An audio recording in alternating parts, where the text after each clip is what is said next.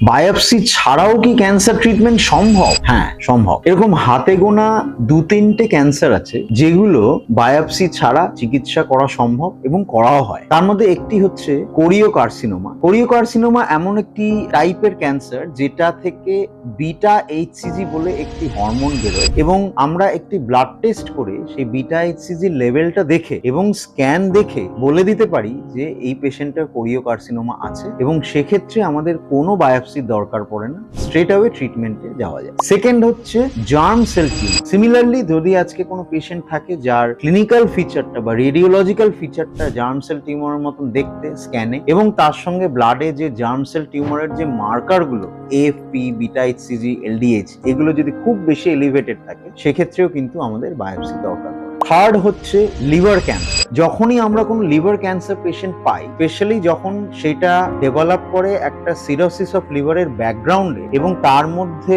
MRI বা city স্ক্যানে কিছু specific characteristics থাকে যেটা রেডিওলজিস্টরা খুব ভালো বোঝেন, তাহলেও কিন্তু লিভার ক্যান্সারের ট্রিটমেন্ট বায়োপসি ছাড়া এগোনো সম্ভব। এবং লাস্টলি কিছু কিছু এমন ব্লাড ক্যান্সার আছে যেটা উইদাউট বায়োপসি মানে বোন ম্যারো করা ছাড়াও ব্লাড থেকে সেগুলো অ্যানালাইজ করে বলা সম্ভব কি টাইপের ক্যান্সার, তার রিস্ক ফ্যাক্টর কি কি বা তার সাইটোজেনেটিক্স কি কি, এবং সেই অনুযায়ী ট্রিটমেন্ট করা সম্ভব। যেমন ধরুন chronic myeloid leukaemia, acute leukaemia, এই ধরনের কিছু কিছু ক্যান্সার কিন্তু ব্লাড টেস্টের উপর বেস করেই চিকিৎসা করা হয়। ধন্যবাদ।